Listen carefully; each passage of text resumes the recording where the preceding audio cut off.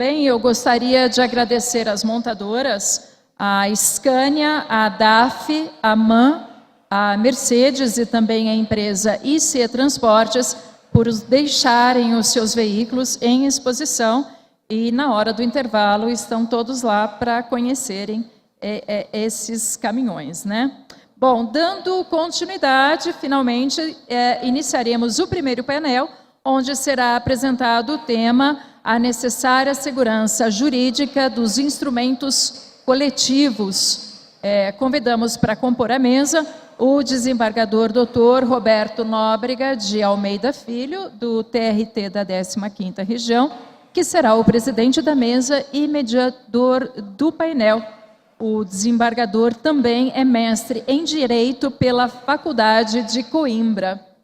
Seja bem-vindo à nossa mesa, ao nosso palco.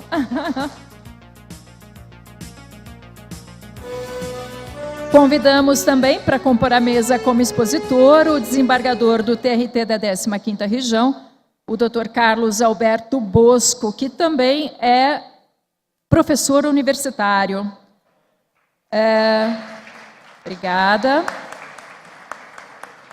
Nosso primeiro debatedor, o Dr. Aldo Codignotti Pires, é assessor jurídico do Sindicamp.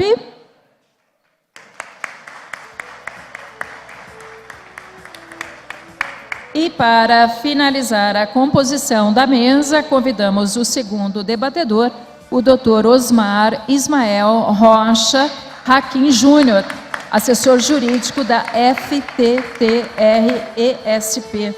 Lembramos que ao final do evento será entregue o certificado de participação e que já desde agora as nossas recepcionistas estarão recolhendo as perguntas que serão encaminhadas aos participantes do painel.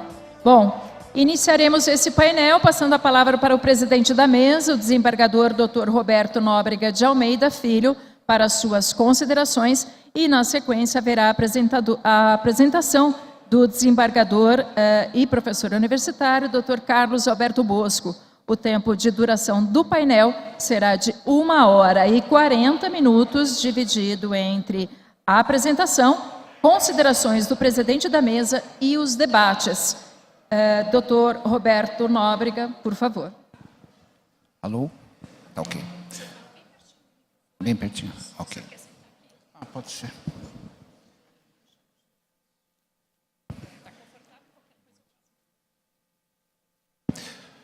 Bom dia a todos. Inicialmente, peço licença para saudar todos os juristas aqui presentes, e eu faço na pessoa do eminente ministro Augusto César Leite de Carvalho. Também cumprimento a Federação dos Trabalhadores, na pessoa do senhor Valdir de Souza Pestana. E não poderia deixar de saudar também o presidente do Sindicamp, o senhor José Alberto Panzan, por esta oportunidade, ainda mais levando em conta uma notícia publicada no Estado de São Paulo, da edição de domingo passado, dando conta de 200 mil caminhões parados aqui no Brasil. Eu confesso, não faço ideia da repercussão social e econômica para o país de um número tão elevado de caminhões parados. Isso significa desemprego, isso significa que o nosso país está deixando de gerar riquezas.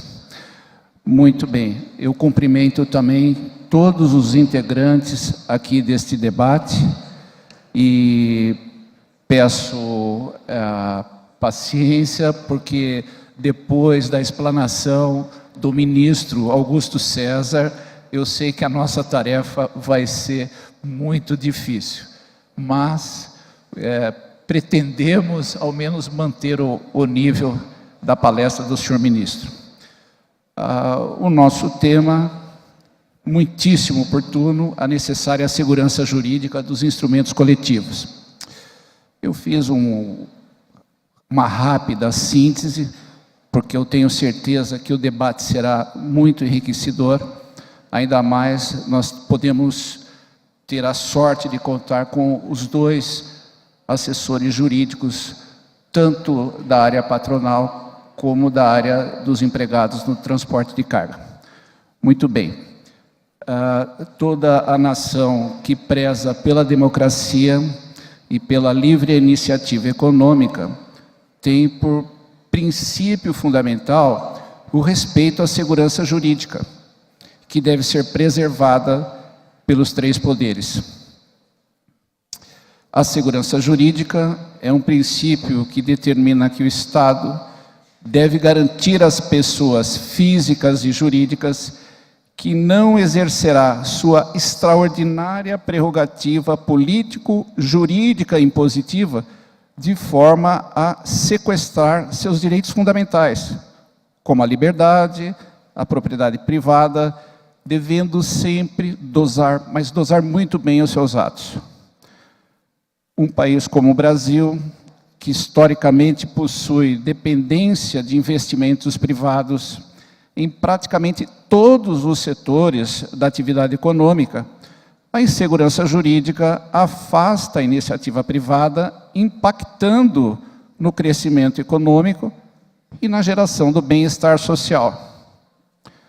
Como todos nós sabemos, um Estado que não é garantidor de direitos e que não mantém a estabilidade de seu ordenamento, não possui credibilidade para atrair investimentos duradouros. Eu reputo a negociação coletiva um excelente meio extrajudicial de resolução de conflitos. Convoco os sindicatos patronais e dos empregados para abusarem desse instrumento. Como todos nós sabemos, a institucionalização do direito do trabalho teve por marco inicial o ano de 1930, a primeira república do século passado ainda, senhores, e até o final do governo de Getúlio Vargas, quando finalmente promulgou-se o Decreto-Lei 5.452, de 1º de maio de 1943. É a nossa consolidação das leis do trabalho. Só que as negociações coletivas, elas só se robusteceram, podemos falar assim, a partir da Constituição Cidadã de 1988, que passou a reconhecer as convenções e os acordos coletivos como instrumentos legítimos de prevenção e autocomposição de conflitos trabalhistas, prestigiando-se assim a negociação coletiva, como se infere, de diversos dispositivos da nossa Carta Magna. Artigo 7º, os incisos 6, 13, 14, 26, o artigo 8º, incisos 3 e 6.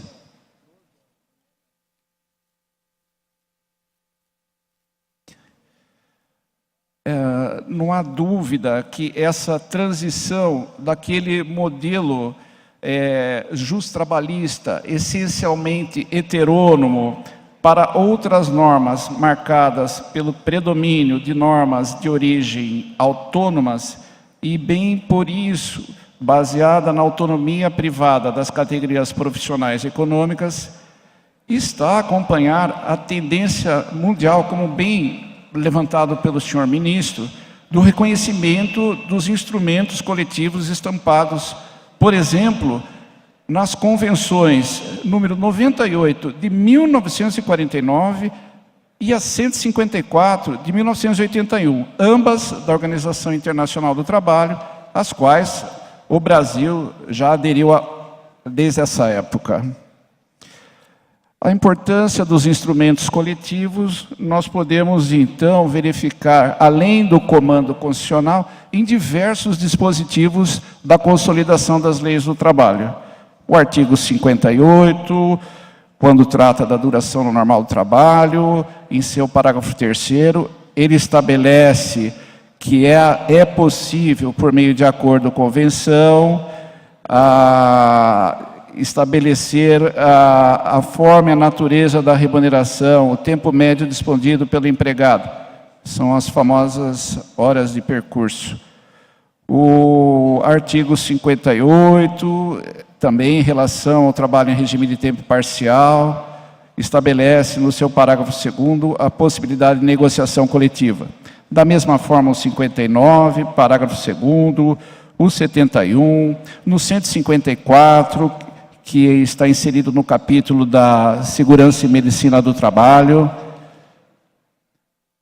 no 193, que estabelece as atividades perigosas, especificamente, como já muito bem abordado pelo senhor ministro, a legislação alterada a respeito da jornada dos motoristas, é o artigo 235C, 235D, 255F. Enfim, a expectativa é que as partes interessadas, as forças vivas econômicas da nação, aqui representadas pelo sindicato patronal e pelo sindicato dos empregados, usem de forma preventiva essa espetacular ferramenta que são as normas coletivas, e que a opção ao judiciário seja a última e não a primeira. As partes são conhecedoras dos seus interesses e até onde elas podem chegar na regulação das suas relações de trabalho e de remuneração.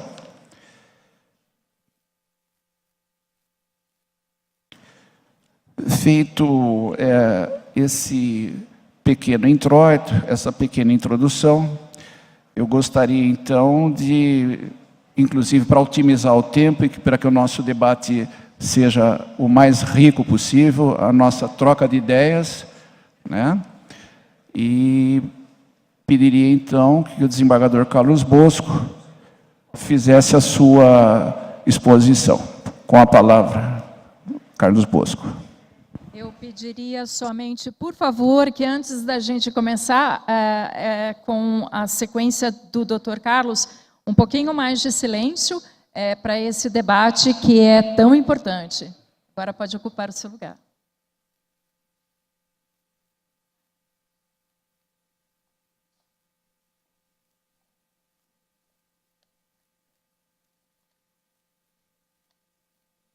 Bom dia a todos.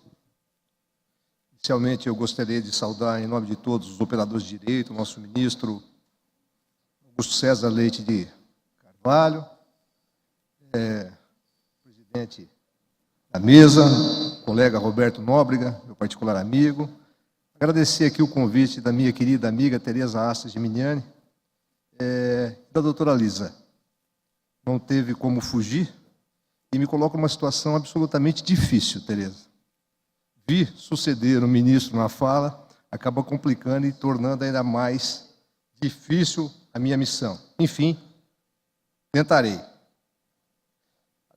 Gostaria de saudar também o senhor Flávio Alberto Banzan, que é o presidente do Sindicamp, o senhor Flávio Benatti, presidente da Federação dos Trabalhadores, e o senhor Valdir de Souza Pestana, também presidente da Federação dos Trabalhadores. É uma honra estar aqui, agradeço imensamente o convite e espero poder contextualizar e trazer para vocês, especificamente, como tem se pronunciado e tem se posicionado o Tribunal da 15ª Região. Falo isso em nome especialmente da 7ª Câmara, a qual tenho a honra de pertencer, juntamente com meu colega, Dr. Roberto Nóbrega.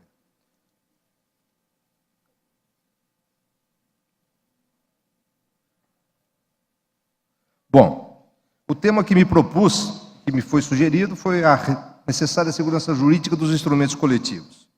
Antes, porém, eu tenho que fazer uma abordagem acerca da lei.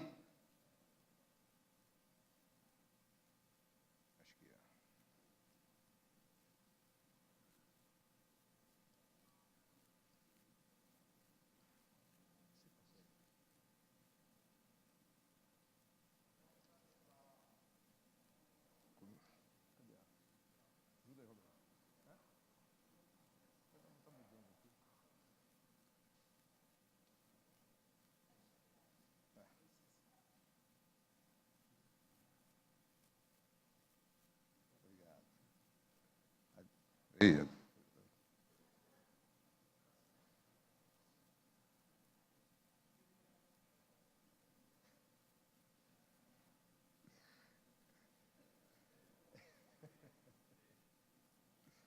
voltou. Vamos lá. Tentemos, pois. Antes, porém, eu tenho que fazer uma abordagem acerca do que vige na Lei 13.103, e ao contrário do que está aí, 13.013.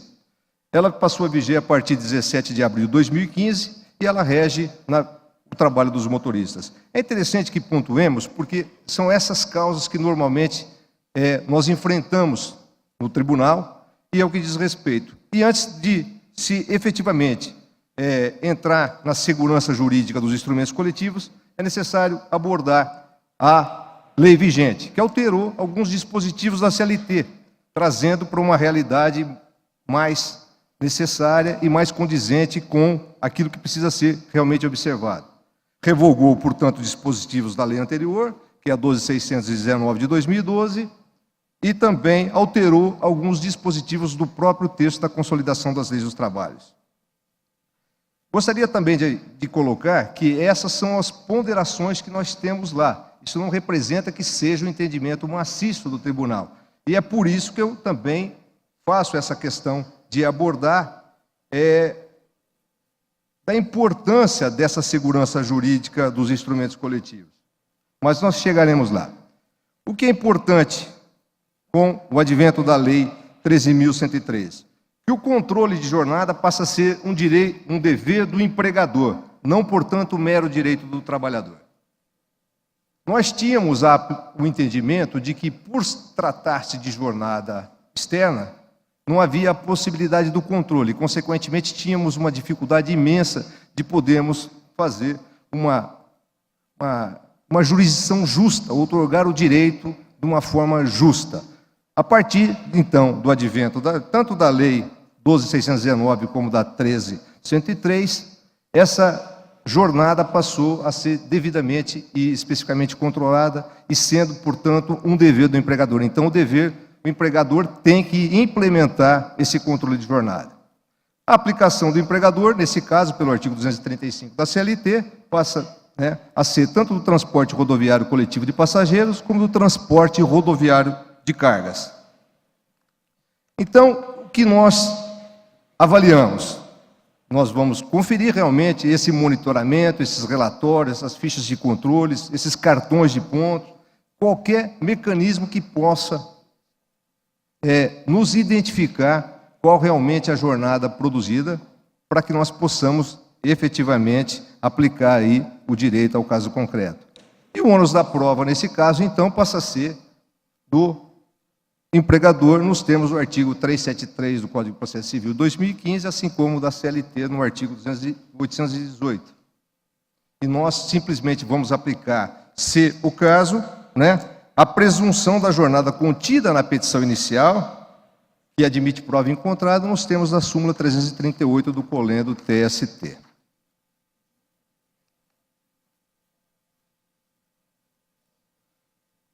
A jornada de trabalho, como já pontuou o ministro, essa jornada de trabalho, segundo a CLT no 235C, ela será de 8 horas, podendo prorrogar por mais 2 horas.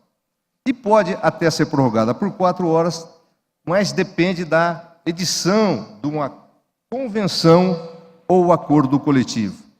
É interessante aqui que nós frisemos que não basta um acordo individual. Nós estamos dizendo do acordo coletivo, e o acordo coletivo pressupõe a participação dos entes sindicais, como todos sabem aqui, e isso facilita em demasia que nós tenhamos uma justa composição e até mesmo uma prevenção de litígio. Fora da jornada, manteve-se, portanto, ainda o intervalo de, no mínimo, 1 hora, que pode coincidir com o tempo de parada obrigatória. No artigo 235, parágrafo 8º, na linha C, as horas expendidas para tempo de carga e descarga e o período com fiscalização são considerados tempos de espera, que não se incluem na jornada e não há recebimento de horas extras. Mas prevalece o disposto no parágrafo 9º da mesma lei, que determina o pagamento de 30% do salário da hora normal. Então, veja, esse tempo de espera ele será indenizado, né? E não repercute como jornada extraordinária. Quando superior a 2 horas, poderá ser considerado repouso, desde que não se exija dos motoristas que permaneçam junto ao veículo e o local ofereça condições adequadas. Evidente que, nesses casos, ele poderá fazer movimentações no veículo, que também é um permissivo contido no parágrafo 12º, e que esse tempo não será impeditivo e nem prejudicial. De qualquer forma, assegura-se sempre um intervalo de 11 horas interjornada, ou entre jornadas. Feito essas considerações sobre o tema vigente, sobre a questão da lei,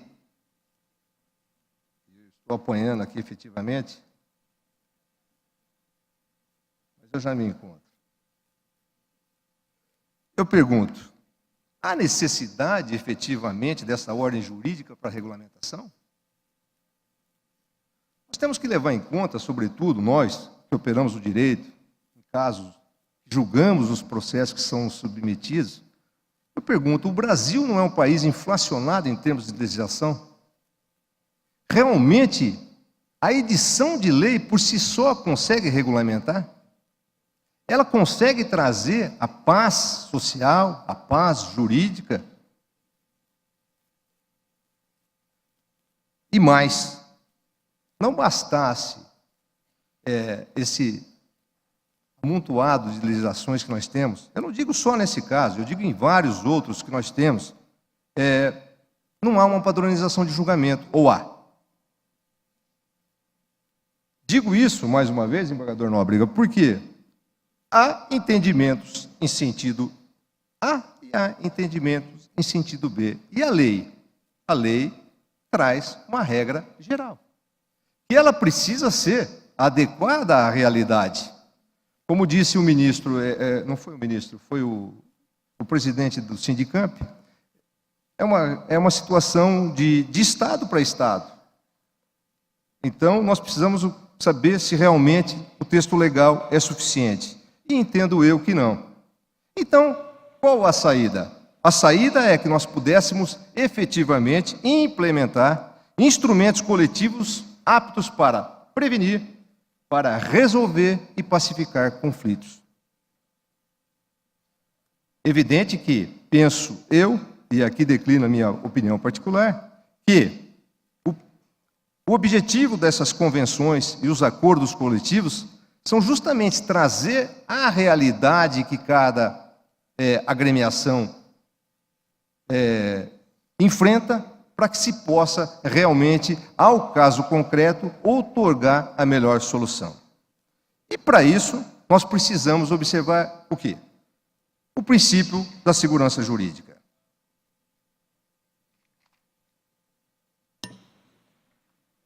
E o princípio da segurança jurídica, na verdade, ele retrata uma garantia constitucional.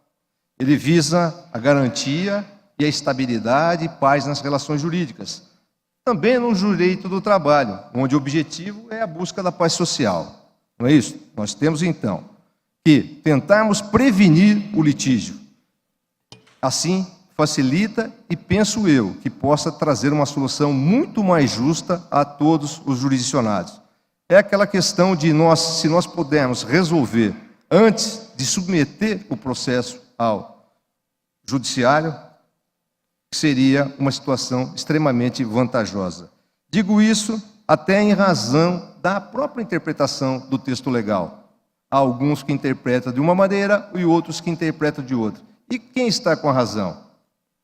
Penso, então, que talvez fosse melhor que as partes envolvidas nesse contexto pudessem, evidentemente, com renúncia, com boa vontade, estipular-se aquilo que melhor seria para resolução.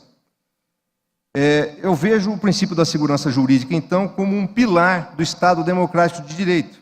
E cito como exemplo o contido no artigo 5º da Carta da República, que diz que ninguém será obrigado a fazer ou deixar de fazer alguma coisa senão em virtude de lei. Complementado também pelos incisos 36º, que a lei não prejudicará o direito adquirido, o ato jurídico perfeito e a coisa julgada. E esse texto, propriamente, nos interessa e muito. Digo mais, que a lei, não há crime sem lei anterior que o defina, nem pena sem prévia cominação legal. Então, o que nós visamos através do princípio dessa ordem jurídica, na verdade, nós pretendemos o quê? A preservação da justa expectativa das pessoas. Aquele que promove essa pactuação, ele espera que a sua expectativa acabe sendo cumprida. E partindo para os direitos sociais, nós temos no artigo 7º, especificamente quanto ao tema, a previsão estampada nos incisos, 6º, irredutibilidade de salário, salvo disposto em convenção ou acordo coletivo. No 13, duração de trabalho normal não inferior a 8 horas diárias e 44 semanais, facultada a compensação de horários e redução da jornada, mediante acordo ou convenção coletiva de trabalho.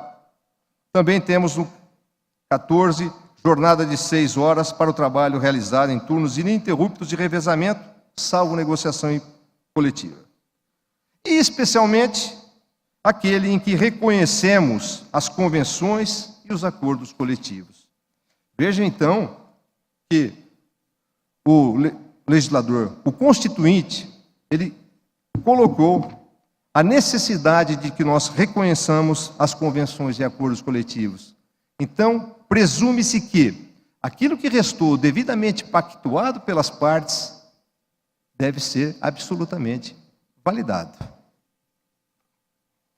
Ora, no particular, sendo o agente capaz, o objeto lícito e a forma prescrita ou não proibida pela lei, por evidente há uma justa expectativa de que o avançado deverá ser observado, sob pena de afronta ao princípio da segurança jurídica. Nesse sentido, nós notamos, então, o princípio da segurança jurídica como um instrumento capaz de assegurar a previsibilidade esperada pela sociedade, que ela pode tanto advir da lei, ou melhor, do direito positivo, quanto dos juízes e tribunais, que sejam daqueles que exercem a jurisdição. E, por evidente, aqui eu incluo as convenções de acordos coletivos, porque entendo que é de importância vital dentro do nosso ordenamento jurídico. E, nesse aspecto, eu faço uma citação, uma menção ao Humberto Teodoro Júnior, quando ele diz que a segurança que deriva da previsibilidade das decisões que serão adotadas pelos órgãos, que terão de aplicar as disposições normativas. Ou seja, a parte que é ter a segurança, que é aquele que vai dizer o direito ao caso concreto, ele vai aplicar as disposições normativas tal qual elas foram editadas. E mais, a segurança se traduz na estabilidade das relações jurídicas definitivas. Por quê? Porque nós temos que dar a estabilidade. E isso facilita para que nós não tenhamos decisões díspares sobre determinados casos que são iguais. A primeira faceta jurídica, da segurança jurídica impõe aos pactuantes, no caso as entidades sindicais, o cuidado na elaboração desses textos normativos. Entendo eu que eles não podem ser de tal forma que seu comando não seja claramente percebido por seus beneficiários ou aqueles que são abrangidos. É imprescindível, portanto, a clareza e objetividade. Tanto facilita a compreensão daquele que o interpreta, como impede, de certa forma, que haja uma deliberação de forma distinta. Quanto à estabilidade dessas relações jurídicas, vale o direito dos institutos de direito adquirido, do ato jurídico perfeito e da coisa julgada. Esses institutos têm por escopo, ministro, a proteção de todas as relações jurídicas, de forma que o julgador, seja de modo direto ou indireto, não interfira em situações já estabilizadas. Sem estes, não pode o direito garantir a paz e tranquilidade no seio da sociedade.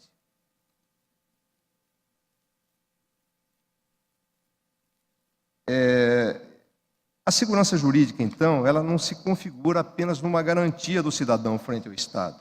Trata-se, na realidade, de um verdadeiro fundamental direito do indivíduo da certeza e da estabilidade em sociedade.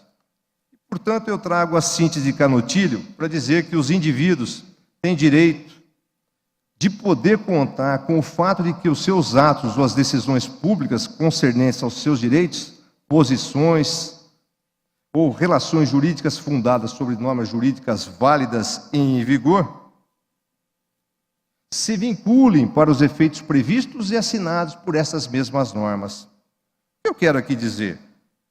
Que o indivíduo, ele quer que se valide aquilo a que ele se avençoe. E o indivíduo, digo, representado pela sua categoria. Não importa se de trabalhador, se de empregador. O que importa é que nós tenhamos o respeito e que ele saiba que aquilo que se convencionou será respeitado. Atrelado, então, ao princípio específico, nós temos que abordar a questão da boa-fé. Mas antes, porém, o aspecto objetivo da segurança jurídica relaciona-se com a estabilidade das relações jurídicas. Quer-se ter estabilidade. A partir do momento que nós elaboramos um texto, um comando, uma convenção, um acordo coletivo, esse poder, ele tem que ser validado e, consequentemente, outorgado a estabilidade. Esse é o aspecto objetivo. Quanto ao subjetivo, é o princípio da proteção à confiança. Ele quer confiar que aquilo que restou avançado será efetivamente cumprido. Quando a gente faz essa amarração ao princípio da boa-fé, nós estamos levando em conta que as partes têm o dever de respeitar as situações constituídas pelas normas por eles reconhecidas e editadas, de modo que possa trazer estabilidade e coerência em seu comportamento. O princípio da boa-fé retrata, então, o dever de agir com lealdade, transparência e coerência. Retrata o venire contra factum próprio, que é a vedação do comportamento contraditório. Nós temos que ter em mente que a regra vale por aquilo que a contém, e não nós interpretarmos de uma forma totalmente às avessas, quando já vínhamos trazendo entendimentos outros em sentido contrário. Então, o que eu reputo absolutamente pertinente e necessário? Que se prestigiem as convenções e acordos coletivos. A Carta Política de 88, ela tratou a autonomia sindical e reconheceu as normas pactuadas e outorgou prestígio às negociações coletivas. Está previsto no artigo 7º, 27, bem como no artigo 8º, inciso 3º. E possibilitou às partes a deliberação sobre determinados direitos, frente ao estabelecimento de outros, de forma que a norma coletiva, em seu conjunto, se mostra vantajosa frente aos interesses da categoria, restando prestigiada a autonomia da vontade. A negociação, portanto, coletiva, assentada na boa-fé, ela, como forma de autocomposição dos conflitos entre as partes, necessita ser prestigiada e valorizada, nos termos do artigo 7º, 26 da Constituição Federal.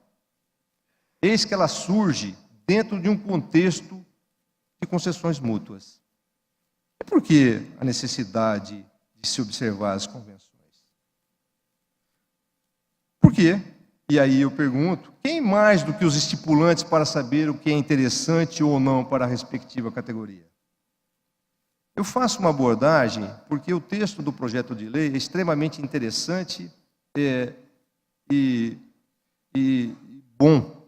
Todavia, será que ele consegue, no seu empirismo, contemplar todas as necessidades que vivenciam as categorias? Penso eu que não. A lei traça o comportamento mínimo que se exige em sociedade, tanto que ninguém pode, sob a alegação de desconhecê-la, desrespeitá-la. Ao contrário, todos nós temos que cumprir a lei.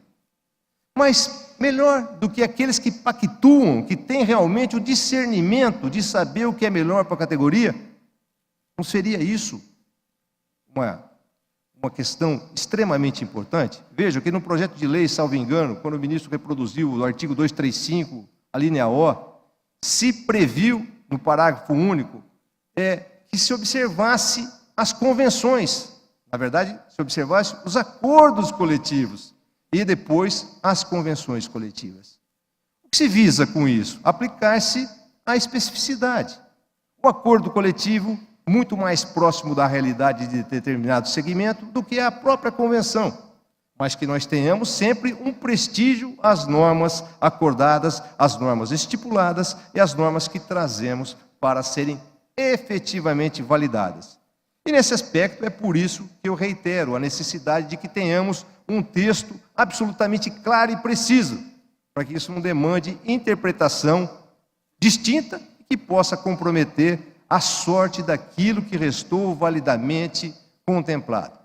E digo que, respeitando o ato jurídico perfeito e não havendo vedação na lei, que essas cláusulas possam ser implementadas.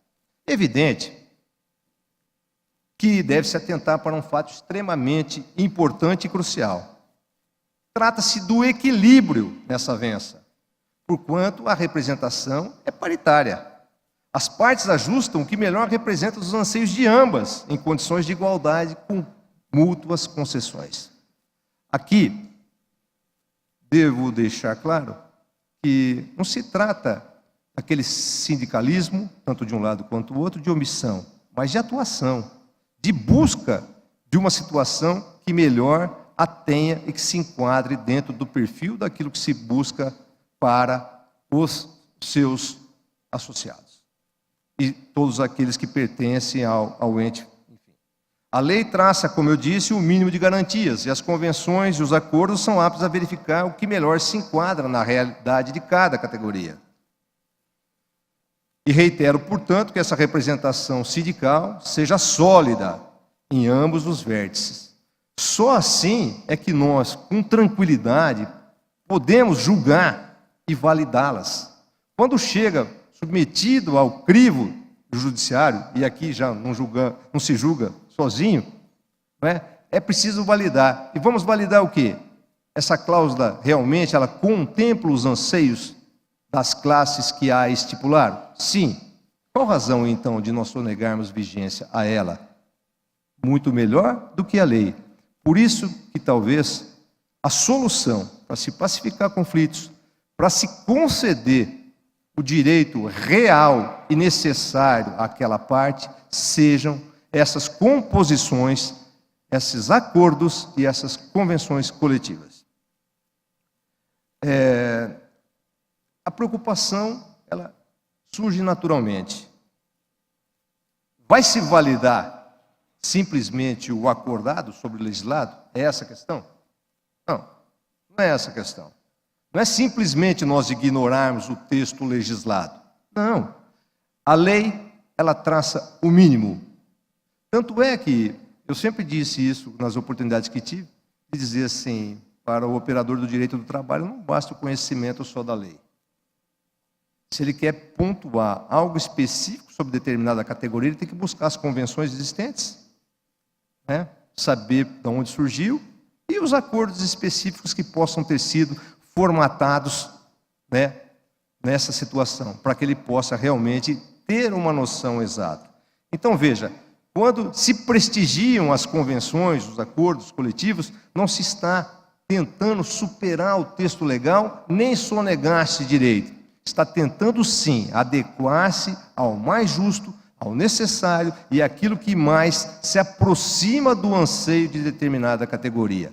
Reiterando, há necessidade que ambos os sindicatos, ambos os pactuantes sejam fortes, no sentido de tentar trazer para realmente aquilo que melhor seja de interesse aos seus representados. Mais que isso, também reputo que o simples fato de nós estipularmos a validade e a necessidade das convenções e acordos, nós não estamos desregulamentando. Ao contrário. Ao contrário. Não acredito que nenhum ente sindical, quer seja patronal, quer seja dos trabalhadores, ele vá permitir que se desregulamente algo. Vamos esquecer por hora a reforma trabalhista. Vamos tratar aquilo que nos interessa dentro do sistema atual vigente. Esse exercício de futurologia fica realmente complicado, porque nós não sabemos ainda como será e fica difícil pronunciar. Nós temos uma expectativa do que possa acontecer, mas efetivamente vamos trabalhar no que nós temos. Então, não é desregulamentação. É sim, levando em conta a capacidade dos contratantes, vislumbrar a solução que melhor adequa à realidade. E por isso, eu tenho para mim que o acordado entre as partes bem representadas deva ser sempre validado. E por isso, como bem foi colocado, talvez esse marco regulatório, ele seja um diferencial. Seja um diferencial que possa trazer realmente essa colocação daquilo que se possa melhor servir às classes que se encontram numa posição de equilíbrio e busquem aqui a sua necessária representatividade e busca de seus direitos.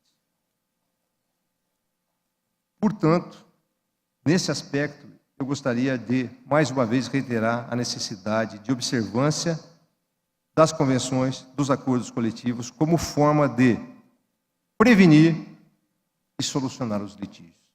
Penso eu que essa seja a saída mais justa do que nós simplesmente termos uma situação de depender, de demandar que o texto da lei seja interpretado aqui pelo juiz de primeiro grau, pelo tribunal e posteriormente, evidentemente, sem abordar as questões fáticas, seja o tema enfrentado pelo colendo Tribunal Superior do Trabalho. Me chamou a atenção, em derradeira fala, quanto ao tema, mudando um pouco, a questão da ultratividade da norma coletiva. Penso eu que o Brasil, já disse, inflacionado pelos números de leis, decretos, de regulamentos, enfim, que nós, com o amadurecimento, sempre no anseio de atender melhor a classe aqui, cada ente, cada sindicato possa representar, ele tenha em mente a necessário objetivo de formatar essas convenções, de uma forma realmente que seja pertinente e que atenda os seus interesses. Então, antes, a norma coletiva deveria ser respeitada dentro do seu prazo de validade. Expirada a sua vigência, ela deixava de surtir os efeitos nos contratos individuais de trabalho. Era assim. Hoje, ou melhor, antes do Supremo Tribunal Federal pronunciar-se, e nós chegaremos lá, a nova redação outorgada pelo colendo TST, através da sua súmula 277, é que as cláusulas normativas restam incorporadas ao contrato individual de trabalho até que novo acordo ou convenção coletivo seja firmado. Bom, aqui é posicionamento pessoal meu. Quanto a ser a ultratividade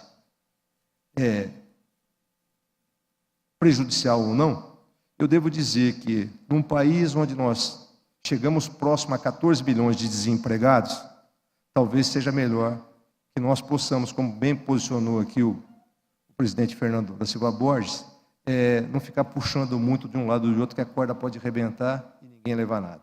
Talvez melhor seja compor. E dentro desse aspecto, eu vejo que a ultratividade acaba num sistema como nós temos hoje, numa situação política, econômica, ele acaba sendo prejudicial. Não digo que poder-se-ia voltar em termos de valores de salários, não é essa a questão. É a questão de se otorgar determinado direito que hoje é factível que assim possa propiciar-se. Mas amanhã, a partir da sua vigência, é preciso que se renegocie, é preciso que repactue. Não estou dizendo que não se concedam outros direitos, mas num país igual ao nosso, nós temos que ter em mente que a situação muda do dia para a noite. E o que nós não podemos mais é permitir que empregos se dissipem, que haja uma situação de pobreza e que nós retornemos numa situação abaixo daquela linha de pobreza que já foi divulgada anos atrás. Então, eu espero que, com isso, com essa possibilidade, que o sindicato forte e atuante sempre, ele possa fazer esse contrapeso, sabendo, né, dessas condições adversas que todo o povo brasileiro vivencia, e para nós não é diferente. Nós julgamos isso todos os dias e lamentamos o crescente número de processos que nós recebemos todos os dias no gabinete em razão dessa crise econômica que vivenciamos. Então, às vezes, por isso que necessário, pontuo eu, que essa questão da ultratividade seja sempre repensada, porque presumo que, se não o for, se propiciará que a míngua de se poder manter aquilo que a súmula mantém por força dessa ultratividade, poderia ser causa de rompimento de contratos de trabalho. Efetivamente, temos visto que, até por força dessa redutibilidade dos salários, como visto na Convenção, como visto na Constituição Federal, a sua possibilidade, qual foi o objetivo disso? Penso eu, foi propiciar-se, efetivamente, dentro de uma cultura um pouco mais,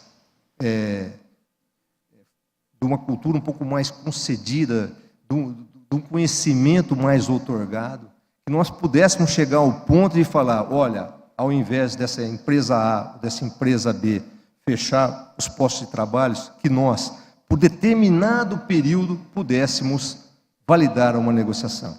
Isso é importante? É importante. Mas é preciso que tenhamos sempre a contrapartida. O sindicato forte e atuante. E mais, um Estado sempre, a meu ver, intervencionista. O Estado tem que ser forte, o Estado tem que punir. E o Estado não pode estar preso a mazelas políticas.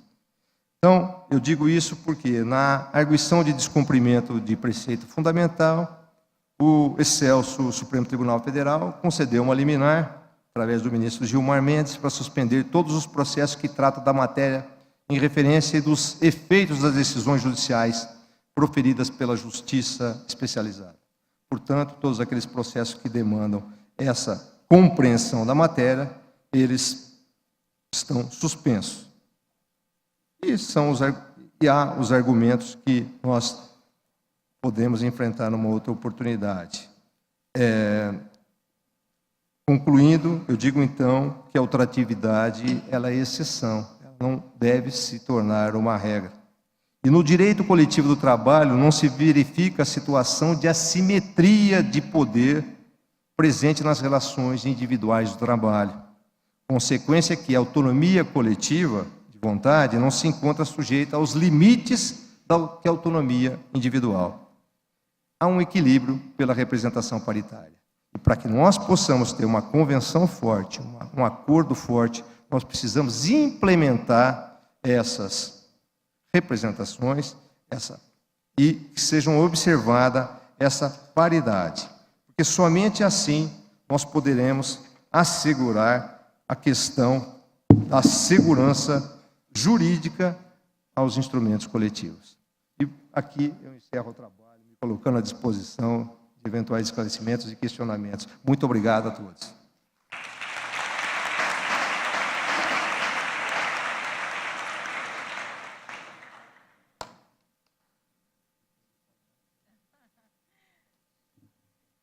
Doutor Carlos, obrigada. E nós voltamos então agora com a palavra o doutor Roberto, que vai dar início aos debates. Que agradeço ao doutor Carlos, mas inicialmente eu queria corrigir um pequeno lapso de minha parte para saudar o representante do Parlamento Brasileiro, Sua Excelência, o deputado federal Toninho Vancher, que é membro da Comissão Especial do Marco Regulatório do Transporte Rodoviário de Cargas. Parabenizo o desembargador Carlos Bosco por sua esclarecedora explanação e rapidamente já começa o questionamento aqui junto aos nossos debatedores, Dr. Aldo e Dr. Omar. Doutores, uma das grandes vantagens que eu vejo na negociação coletiva é evitar o risco processual.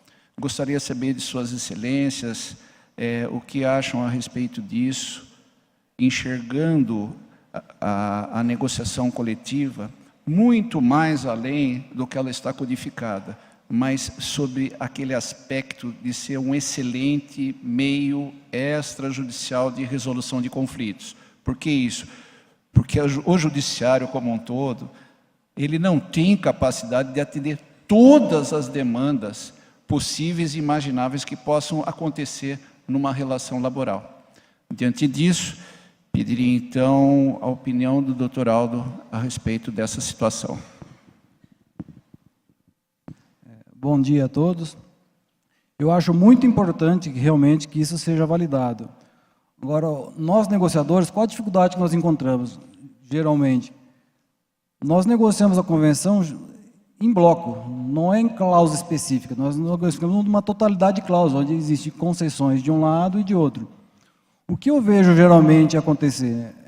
Se pega alguma determinada cláusula, isso geralmente é o Ministério Público, e se entra com uma ação civil pública anulando aquela cláusula específica. Só que não se analisa que aquilo ali faz parte de toda uma negociação. Eu dou um exemplo para vocês, como por exemplo a nossa convenção coletiva. Nós temos lá cláusulas, almoço, jantar e pernoite ao empregado. Mas também temos cláusulas onde diz que o empregado é responsável ao dirigir seu veículo. Se ele cometer algum acidente e ele for considerado culpado ou dolo, ele deverá arcar com esses prejuízos.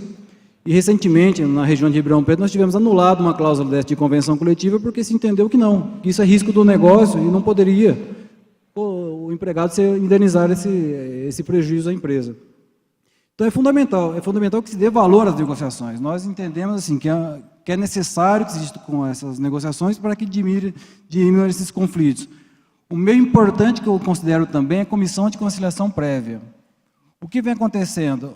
Há uns anos atrás, ela estava se fortalecendo, mas com decisões que foram ocorrendo, as empresas não têm mais interesse em participar das conciliações. Elas vão na conciliação, fazem um acordo, e depois esse acordo é anulado na Justiça do Trabalho. Então, assim, eu também sou membro de uma comissão de conciliação prévia. É difícil convencer hoje o pessoal a participar. Alguns vêm, mas a maioria não. Então, assim, é fundamental, eu até gostei muito da apresentação do doutor, onde realmente dar validade às negociações é uma forma de diminuir conflitos, mas tem que ser validada. Não adianta a gente negociar e depois isso cair tudo por terra. Não tem credibilidade. E agradeço. Passo a palavra, então, para o Dr. Omar. Boa tarde, doutor Roberto, doutor Carlos Bosco, doutor Aldo. Doutor, eu acho que a negociação é fruto da maturidade das partes, principalmente. Nós caminhamos para um momento que o conflito gera prejuízo para todas as partes. A composição sempre o melhor caminho. O doutor Aldo citou a questão das convenções, as comissões de conciliação prévia. Eu entendo ser um instrumento fantástico até de desafogar o judiciário.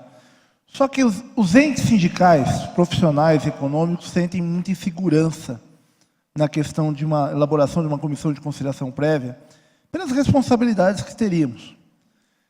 Muitos juízes, principalmente de primeiro grau, anulam simplesmente os termos de conciliação. Anulam por até vícios subjetivos.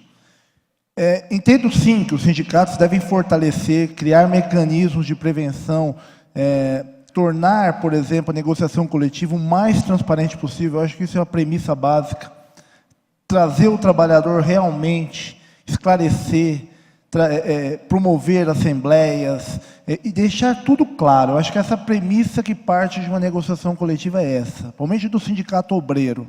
O sindicato obreiro tem como missão substituir, evidentemente, o seu representado, mas deixar claro o que está sendo negociado, como está sendo negociado, os reflexos dessa negociação, a situação entre a empresa e o empregado, dizendo, olha, às vezes nós não podemos ter isso, mas podemos ter isso.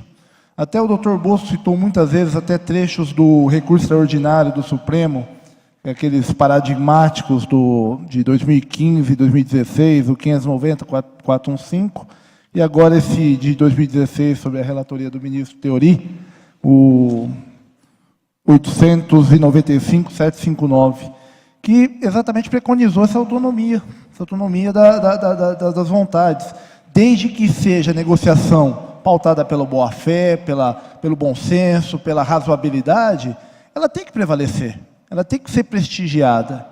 Até porque isso reflete exatamente a vontade das partes. A vontade do trabalhador é manifestada em assembleia. E como no Constituinte, em 2004, quando fez a reforma do Judiciário, trouxe o famoso comum acordo, exatamente já deixando esse parâmetro, para as partes resolverem as lides entre elas. Eu, particularmente, entendo ser inconstitucional, mas o objetivo do comum acordo sempre foi esse, a autocomposição. Então, eu acho que a autocomposição realmente é um grande caminho para que se evite lides desnecessárias. O judiciário tem que ser a última racha. O judiciário tem que ser quando as partes não conseguem chegar num consenso, busca-se o judiciário.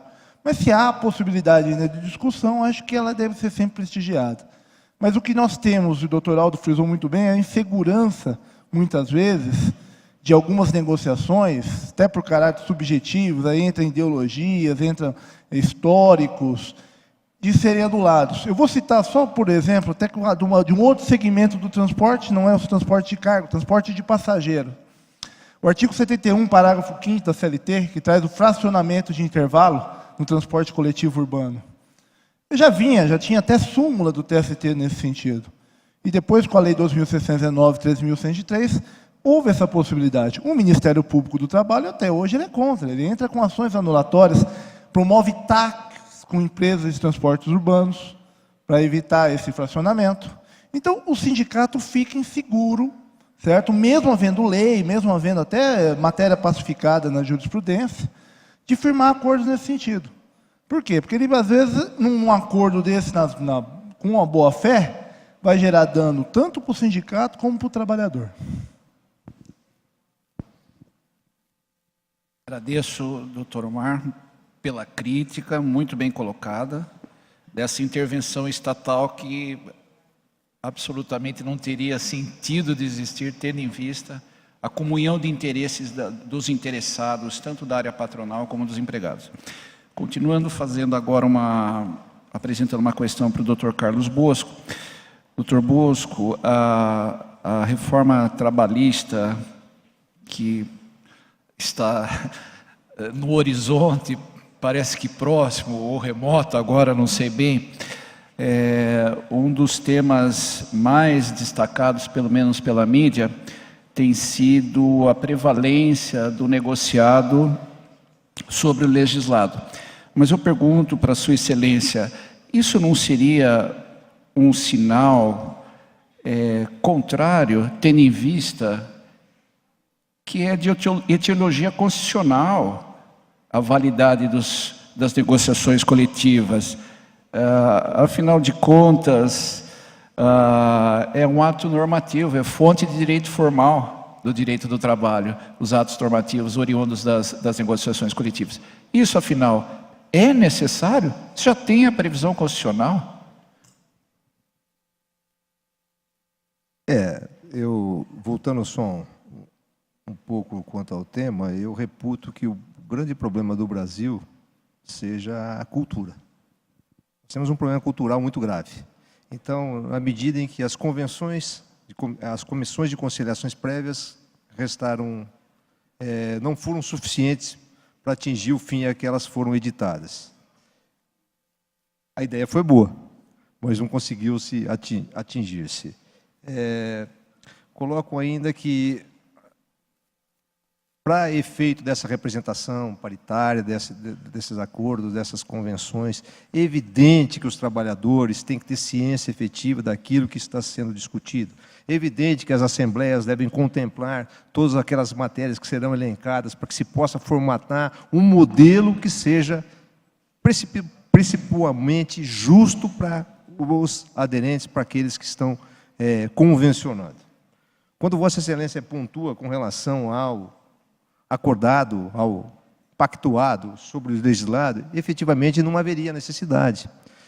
Mas a grande preocupação que eu tenho é desregulamentar-se. A preocupação não é validar o acordo coletivo, onde a representação paritária, forte, atuante, e o Estado podendo fiscalizar através do seu poder, que seja realmente observado. Então, a minha preocupação é que se possa desregulamentar direitos. Essa é a grande preocupação. Eu temo que essa abrangência validasse o acordado sobre o legislado,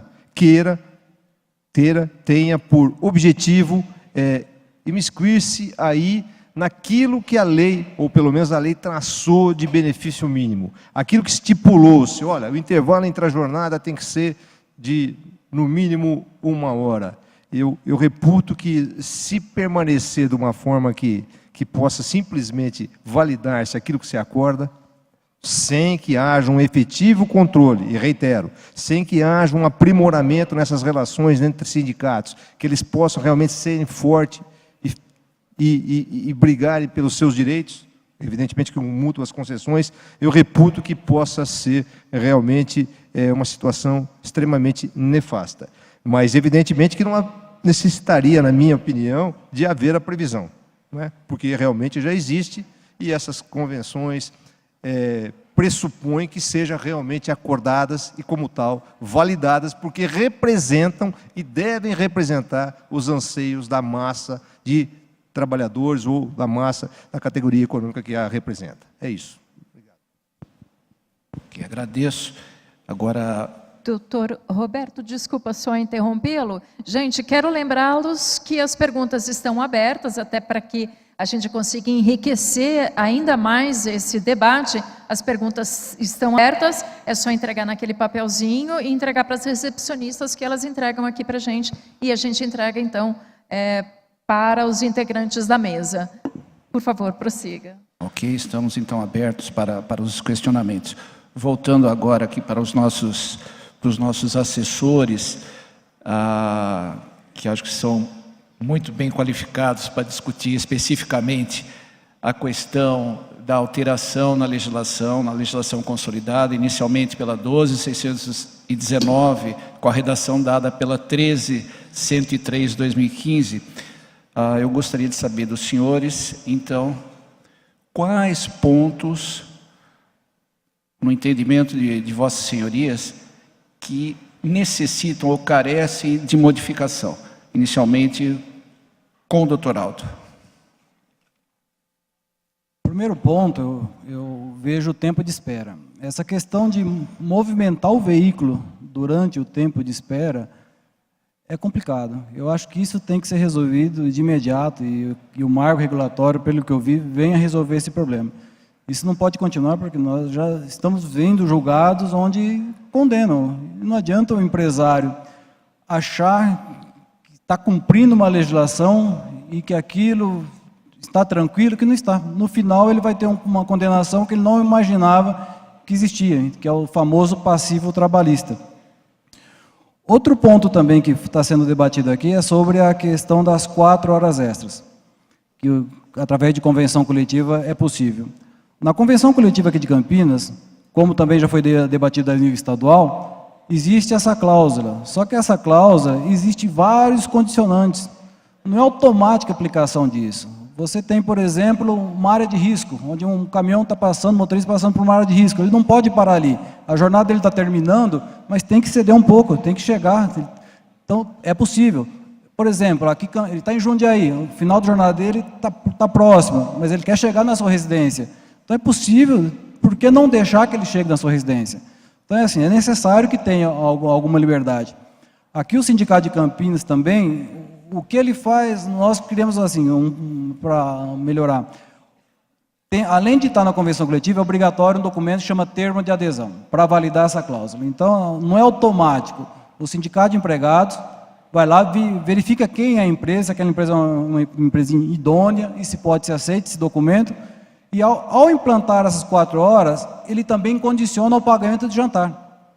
Então, qual é a regra? Hoje nós temos almoço, temos jantar, temos pernoite, mas não tem a regra do jantar. Ele condiciona, olha, passou de 2 horas, obrigatório jantar. Então, além dos condicionantes, criou mais um benefício ao trabalhador, que é realmente o valor do jantar, que hoje aqui em Campinas está 20,50. Ok? Doutor Omar. Ministro Augusto César, como sempre, não menos que brilhante, conceitou a questão da jornada de trabalho. Porque a jornada de trabalho de 8 horas não foi a esmo. A jornada de trabalho tem que refletir exatamente o limite que o trabalhador pode trabalhar, que no dia seguinte ele esteja apto a desempenhar a atividade normalmente, né? Então, eu vejo a jornada de trabalho é o ponto principal, acho que era da 12.619, que foi conhecida como a Lei de Descanso. Ela foi oriunda de uma ação civil pública que questionava excesso de jornada, a falta de controle, tá? Até que o procurador Paulo Douglas, que foi o autor desta ação. E hoje continua. O que é tempo à disposição do empregador? O tempo de espera muito é nesse sentido. O que é o tempo à disposição do empregador? Quando o trabalhador está parado ou quando ele está trabalhando? A simples manobra no porto ou no embarcador significa que ele esteja trabalhando? A gente tem que ver caso a caso. Eu acho que esse é o ponto principal. Um dos pontos polêmicos da 13.103, que é questionado até hoje, é o fato das 12 horas, né? 8 mais 4. Na CLT, no artigo 61, parágrafo 2º, já havia isso, e o caráter dessas 12 horas era de excepcionalidade. Por exemplo, na minha região, eu sou de São José do Rio Preto, onde a gente tem muita usina de cana, usina de açúcar. Durante a safra, muitas vezes é necessário fazer uma jornada extensa. E se você for falar com o trabalhador, principalmente antigamente, quando vinham muitos trabalhadores do Nordeste, Norte, então era mais ou menos como os decassegues do Japão. Eles vinham para cá para fazer a famosa temporada, né, a safra, para eles acumularem dinheiro. Eles faziam até 16 horas, se deixasse. Era prejudicial a eles, mas eles faziam. Então, as 12 horas é uma questão de excepcionalidade. Eu vejo, assim, carga perecível, cargas que precisam necessariamente desse período, mas não pode ser regra. Eu acho que tudo é um meio termo. Você tem que analisar isso. Você não pode falar, 12 horas é regra. Porque chega a ser o ponto do trabalhador poder, assim, em tese, trabalhar 72 horas numa semana. Tudo bem, ele é remunerado, mas hoje nós temos um instituto que os desembargadores conhecem muito bem, que hoje está em voga, que é o dano existencial. A jornada excessiva privando o trabalhador do contato com a sua família, do seu bem-estar, que gera um passivo também para as empresas. As empresas também têm que pensar nesse sentido, que é um passivo que vai sendo criado. Então não é, o sindicato dos empregados não querem 12 horas, não, a gente tem que pensar em conjunto. A empresa, se ela faz uma jornada de 12 horas, é muito provável que uma hora dessa ela vai perder um trabalhador numa estrada do Amapá, do Pará, do Mato Grosso, que vai ter um custo elevadíssimo para ela também, um custo para a família. Então isso nós temos que pensar. Nós temos que ter o bom senso na hora de fazermos acordo coletivo. Na hora que nós vamos transacionar direitos, tem que sempre ser pautado pela boa-fé e razoabilidade. Então, na Lei 13.103, eu vejo a questão de jornada de trabalho muito, muito complicada. A questão dos intervalos entre jornadas, o fracionamento do intervalo entre as jornadas. Será que isso proporciona ao empregado o descanso necessário para o início de uma nova jornada? Provavelmente quando ele está numa estrada, provavelmente quando ele está, por exemplo, ele vai no Mato Grosso embarcar soja. Será que lá, no ermo do Mato Grosso, ele vai conseguir dormir 4 horas num depósito, no embarcador, e depois ele vai conseguir pegar a estrada novamente? Tem isso é vários aspectos que a gente tem que analisar nessa questão. Então, eu acho que eu já dei um estudo profundo do novo texto do marco regulatório. Acho que é um avanço, tem avanços ali fantásticos. Eu acho que corrige muito do que a 13.103 tirou da 12.619. A 12.619, eu posso dizer assim, até com uma tranquilidade, fui um dos membros do comitê bipartite que discutiu ela. Nós sempre chegamos a essa conclusão. Não era uma lei perfeita, mas era o possível naquele momento. Então, dentro do possível naquele momento, nós atingimos assim, o principal ponto, o controle de jornada, o limite da jornada. A 13.103 mitigou muito isso. Eu acho que a nova legislação tem que voltar aos princípios que era a 12.619, como eu percebo nesse texto. Deixa eu só fazer uma colocação aqui. Você mencionou controle de jornada. O que vem acontecendo muito hoje? Foi estabelecido sistemas de controle de jornada, mas nós precisamos criar um critério para que isso seja validado. O que vem acontecendo hoje, assim, eu tenho exemplo de empresas que tem 3 tipos de controle de jornada. Tem o diário de bordo, tem o tacógrafo, tem o rastreador, e chega no judiciário, é descaracterizado. Nós precisamos encontrar um meio para que isso seja solucionado e que acabe esse questionamento na hora da audiência. Vai na audiência, sempre vai para testemunha, e ali, quem, sei lá, salve quem puder, né? Quem falar melhor ali, leva. E é horrível isso, a gente precisa ter uma segurança jurídica.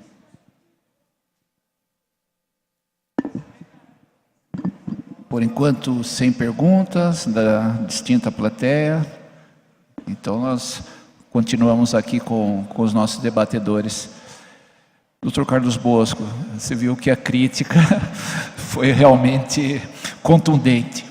E o que é importante destacar é que faz sentido. Faz sentido. Procede. E o que é lamentável. Nós temos, na fala tanto do doutor Omar como do doutor Aldo, nós conseguimos verificar e fazer a leitura de que essa especificidade nem sempre a lei consegue contemplar. E que isso é que é importante de nós validarmos realmente as convenções, os acordos coletivos, principalmente os acordos pela sua especificidade. Não estamos falando aqui, não vamos esquecer a teoria do conglobamento. Não vamos pensar o que é melhor de um para o outro, não. Nós vamos fazer com coerência, com essa representação paritária, de condição de igualdade, para que nós atinjamos o objetivo.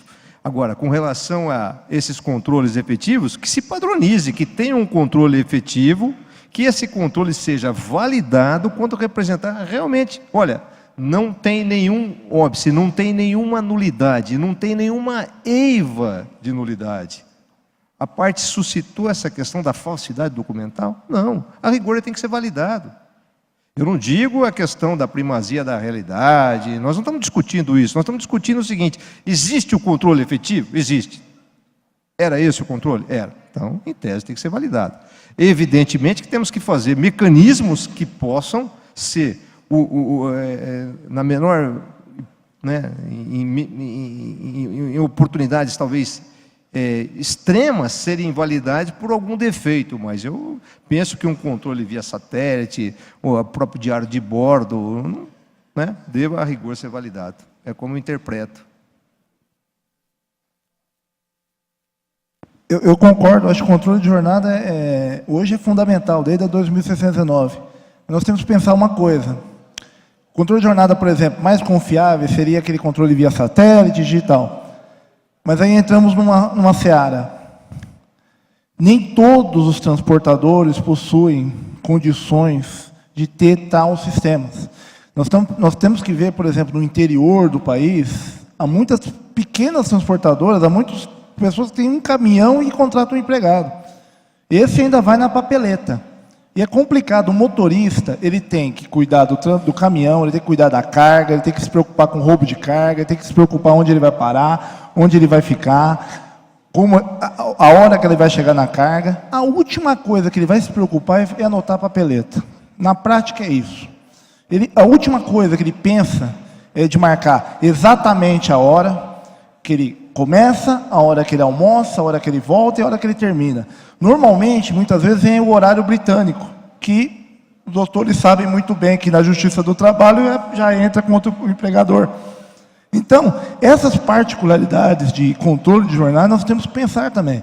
Não é todo transportador de carga que vai ter condição de botar um autotrack, coisa. E outra coisa, o nosso sistema de satélite no Brasil, nossas comunicações do Brasil, ainda são precárias. Tem alguns pontos que o satélite não pega. Eu tenho controle de jornada de empresas por smartphone, que o motorista na Bandeirantes, na Washington Luiz, é ótimo. Agora, se ele for para o Mato Grosso do Sul, some. Aí ele não marca a jornada, entendeu? Então, essas considerações que a gente pode fazer. Tá ok. Eu convoco a plateia a aproveitar esse debate, é uma oportunidade ímpar que o Sindicamp está nos proporcionando, para ver se a gente consegue aqui aperfeiçoar e aproveitar a presença do deputado Toninho, que é o presidente da comissão. Mas já existem aqui dois questionamentos para o Dr. Omar, feito pelo José Pintor. Dr. Omar, existe representação sindical sólida e estabilidade jurídica dos instrumentos normativos sem fonte de custeio regular e suficiente para os sindicatos? É muito interessante, eu creio que o José fez essa questão exatamente por conta do propalado fim do imposto sindical. O Zé Pintor, para esclarecer, ele é presidente do Sindicato dos Motoristas de Lençóis Paulista. Um sindicalista atuante, e esses acordos coletivos dele contam com representatividade, e é um sindicalista sério, que honra a classe. Fonte de custeio de sindicato. O meu presidente sempre fala uma frase do Milton Friedman, que é: não existe almoço de graça. E ela se aplica a todos, não existe nada de graça. E o sindicato não trabalha, ali o dinheiro, infelizmente, não nasce em árvore. O dinheiro do sindicato vem do trabalhador. O sindicato precisa de fonte de custeio. Claro, dentro do princípio, é uma contrapartida. Se o trabalhador contribui, ele tem que receber algo em troca. Então, ele tem que receber uma negociação coletiva bem feita, os serviços previstos em lei, assistência jurídica, homologação, tudo bem feito. Então, a fonte de custeio é necessária. E os sindicatos têm um problema muito sério, que os doutores conhecem muito bem, de estabelecer contribuições em convenções coletivas, até pela 117 do TST, o precedente 119, a súmula vinculante 40, toda a jurisprudência que existe hoje. Porque no Brasil o seguinte sentido: exige do sindicato muita coisa, certo? Exige-se muita coisa. E não só para associado, para não associado, para representado, para toda a categoria. Então, por exemplo, nesse quadro de extinção da obrigatoriedade do imposto sindical, eu teria dois tipos de trabalhador: um que colabora com todas as contribuições e o outro que não colabora com nenhuma, optativo. Só que os dois receberiam a mesma coisa do sindicato. Eles teriam o mesmo salário, os mesmos benefícios da convenção coletiva, o mesmo acordo coletivo. Então, criaria uma situação de afronta à isonomia. Eu acho que o custeio da entidade sindical, e existem vários projetos aí em trâmite no Congresso, da fixação de um percentual único para todos, eu acho que é uma discussão que tem que ser feita, evidentemente. A gente tem que, como eu disse, não existe almoço de graça, tem que ter a fonte de custeio, mas ela tem que ter sempre a contrapartida. Eu acho que a contrapartida é necessária. Os sindicatos têm que ter a maturidade de ter essa contrapartida. O sindicato representativo, ele tem que ter a fonte de custeio que tem que ser proporcional à sua representatividade. Agora, o sindicato de gaveta, evidentemente, ele não pode ser também toler o empregado, né? Gostaria de fazer um comentário sobre esse assunto. Nós agora, no setor de transportes, estamos em época de negociação. Database agora é maio. E essa questão da contribuição, na negociação, ela é fundamental. É um dos pontos principais da negociação. É importante que seja bem esclarecido aqui aos dirigentes, tanto dos empregados como dos empresários, que não é mais possível colocar em convenção coletiva contribuição assistencial, contribuição confederativa ou negocial, se não tiver ali assim, a liberdade do trabalhador opinar. Ele tem que se manifestar expressamente no sentido de concordar com essa contribuição. Hoje, as convenções coletivas, como por exemplo temos aqui em Campinas, ela é quase que compulsória, mas isso mudou. E eu gostaria até de ouvir a opinião de vocês sobre isso, porque é uma resistência grande. O Omar, aqui como representante dos empregados, e eu aqui como as empresas, a gente sabe da dificuldade de conseguir uma negociação, deixando esse assunto sem discussão.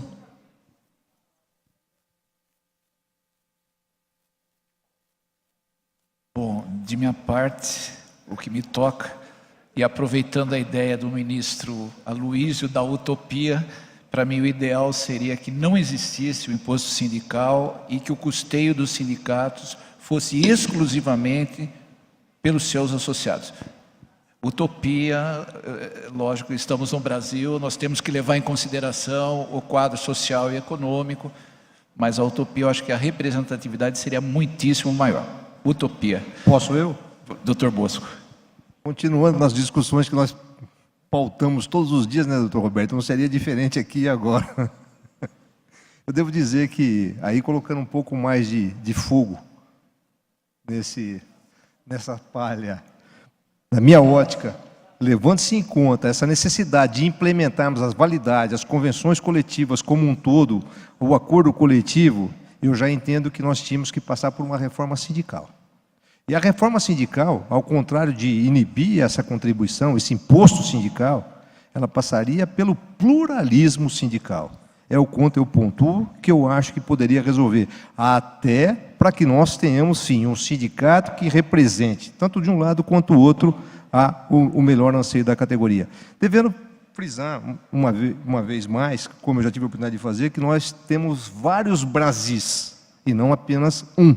Então, a realidade é diferente por cada região. Essa questão, portanto, ela permeia o quê? O bom senso na hora de formatar essa situação específica. Porque a súmula do Supremo Tribunal Federal, a súmula 40, vinculante, é que somente é devido a essas contribuições, né, por os verdadeiros associados. E aí eu digo que, realmente, nesse aspecto, o empregador tem uma grande dificuldade em suas mãos. Sem querer me imiscuir na discussão de ser devido ou não a taxa negocial, a confederação confederativa, a contribuição confederativa assistencial. O empregador tem um problema nas mãos.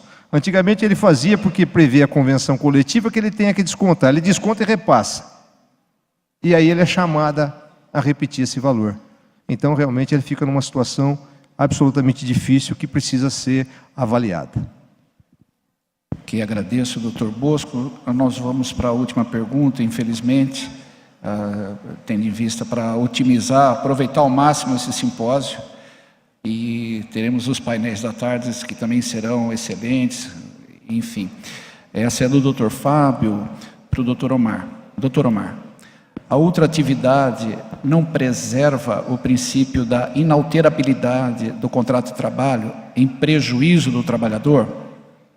A preservação de cláusulas sociais e não econômicas não devem ser garantidas pela ultratividade?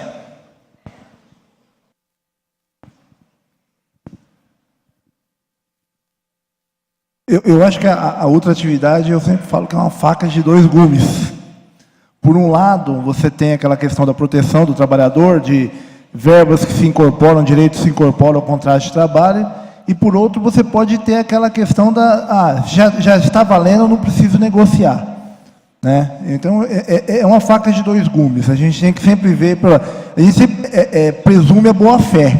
Então, eu sempre acho que a ultratividade, ela no meu entender, alguns direitos específicos, eles já se incorporam ao contrato de trabalho. Então, eu nem vejo até como ultratividade, eu acho como incorporação, até pela continuidade no tempo.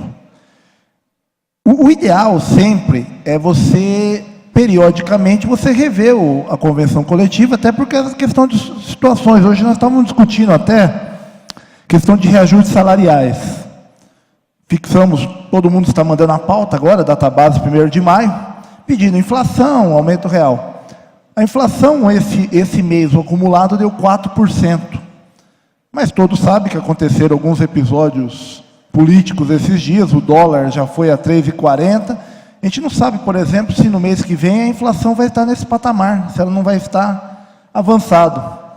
Então, se nós fecharmos, por exemplo, uma convenção coletiva hoje, com um certo percentual, pode ser que amanhã já esteja defasada, por causa dessas mudanças da economia que provavelmente vão acontecer por essas crises, com o nosso presidente e tudo mais. Então, essas situações, exemplificando, elas podem ocorrer, de ano para ano, existir situações. Esse ano, por exemplo, está mais complicado. Esse ano o desemprego está alto, então nós vamos priorizar, por exemplo, estabilidades, outros benefícios, em detrimento de reajuste salarial. Mas no próximo ano pode ser que esteja melhor a economia, como aconteceu nesse ano, a inflação um pouco mais baixa. Então, eu acho que a outra atividade tem que ser mitigada. Tem que ser para algumas cláusulas, como o doutor Fábio, que é advogado lá do sindicato de Lins, tá? Tem que ser algumas cláusulas incorporando no contrato de trabalho e outras, realmente, provavelmente de cunho econômico, serem negociadas, terem essa negociação periódica, até para manter preservado o valor real dos benefícios. Eu gostaria de fazer um comentário sobre isso. Eu acho assim, a negociação coletiva estabelece valores, pisos salariais. Isso aí nunca volta mais. Isso aí já é irredutibilidade salarial. Eu acho que, uma vez definida, não existiria esse risco. E principalmente no setor de transporte, onde a gente negocia com sindicatos fortes, é praticamente impossível falar que vai retirar direitos de convenção coletiva. Hoje nós temos lá cesta básica, temos prêmio, tempo de serviço. Falar que isso vai sair da convenção coletiva é difícil. Não sei se isso na prática realmente vai acontecer.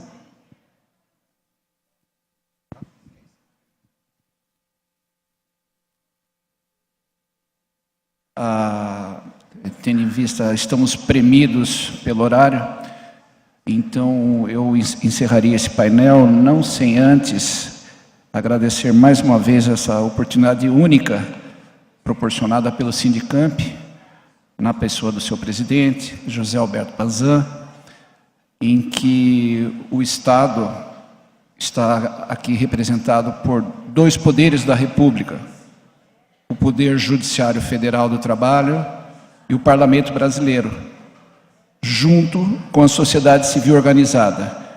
É exatamente isso que vai fazer a diferença em melhorar, aprimorar a relação de trabalho, especialmente nesse segmento da economia nacional, que é o segmento que transporta a riqueza brasileira. Então, é importantíssimo esse debate, essa troca de ideias de peito aberto, vamos dizer assim, justamente para que nós tenhamos a possibilidade de implementar, combater esse altíssimo nível de desemprego, oferecendo segurança jurídica através dos instrumentos coletivos de negociação. Agradeço a todos a atenção e desejo uma boa tarde.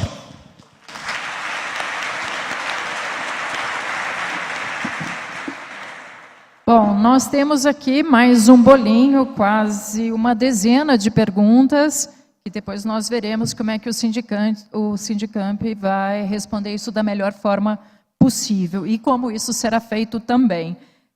Neste momento, eu gostaria de convidar o vice-presidente da FETICESP, o senhor Carlos Panzan, para realizar, então, a entrega das placas de homenagens aos participantes deste nosso primeiro painel.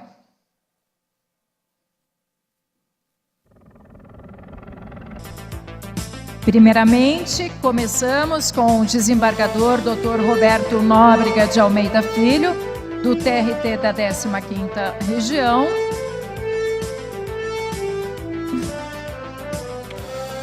Só um instantinho, por favor.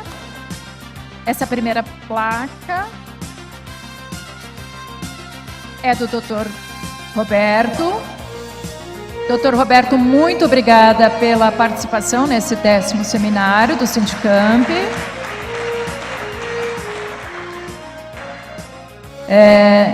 Na sequência, temos então a placa de agradecimento e homenagem ao desembargador do TRT da 15ª Região, Dr. Carlos Alberto Bosco.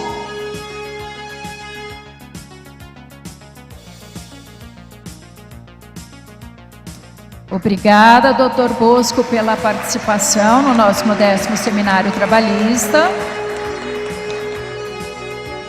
Vamos entregar também a placa e agradecer ao doutor Aldo Codignotti Pires, ele que é o assessor jurídico do Sindicamp, e também ao doutor Osmar.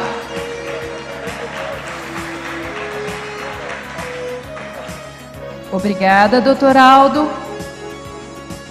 E finalizando então a placa do Dr. Osmar Ismail Rocha Raquim Júnior, assessor jurídico da FTTR-ESP. obrigada. E também a placa do doutor Roberto, que foi quem conduziu esta mesa. Já recebeu a placa, já? Temos mais? Tudo certo? Alguém?